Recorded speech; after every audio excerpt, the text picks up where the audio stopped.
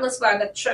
લખતરના દેવળિયા ખાતે તસ્કરોએ ઘરફોડ ચોરીને અંજામ આપ્યો, ત્યારે સુરેન્દ્રનગરમાં જાણે કાયદો અને વ્યવસ્થા કથળી રહી હોય તેવું લાગી રહ્યું છે। દેવળિયા ગામના રામજી મંદિરના પૂજારીના જણાવ્યા મુજબ સવારે કચ્છમાંથી ઘરે પાછા આવ્યા ત્યારે બહારના દરવાજાનું અને તિજોરીનું તાળું તોડીને વસ્તુઓ વેરવિખેર હાલતમાં જોવા મળતા પોલીસને જાણ કરવામાં આવી।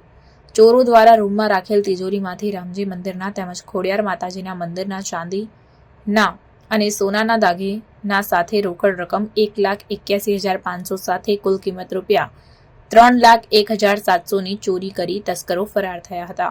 ત્યારે લખતર પોલીસને ઘટનાની જાણ થતાં લખતર પોલીસ ઘટના સ્થળે દોડી આવી અને ડોગ સ્ક્વોડ બોલાવી તપાસના ચક્રો ગતિમાન કર્યા હતા।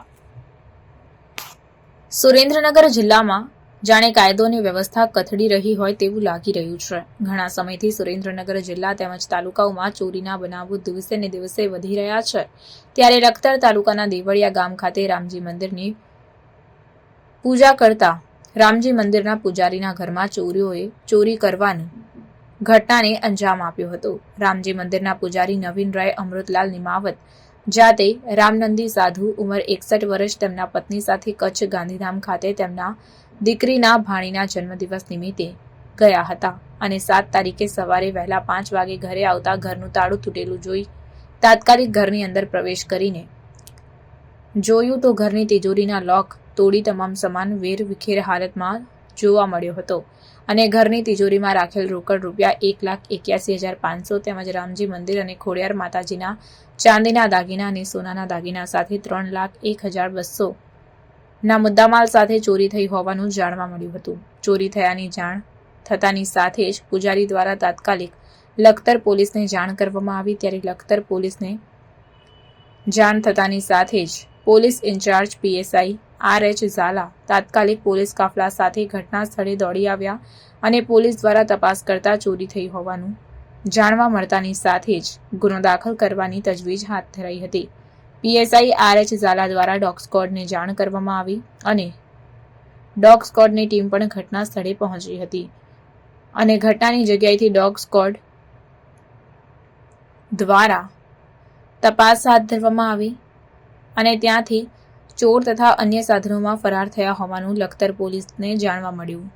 ચોરીને અંજામ આપી ફરાર થયા હોય ત્યારે તમામ ઘટનાની તપાસ હાલ લખતર પોલીસ દ્વારા ચલાવવામાં આવી રહી છે।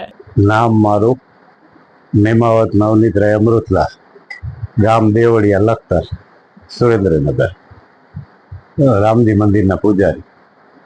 અમે બહારગામ ગયા હતા ગાંધીધામ અને બીજે દિવસે પાછા આવ્યા સવારમાં વહેલા, ત્યારે જોયું તો આ રીતે ચોરી થઈ ગયેલી હતી। અમે દેવળિયા ગામના રામજી મંદિરના પૂજારી છીએ અને અંદાજે મુદ્દામાલ લગભગ 2 લાખ રૂપિયા રોકડા અને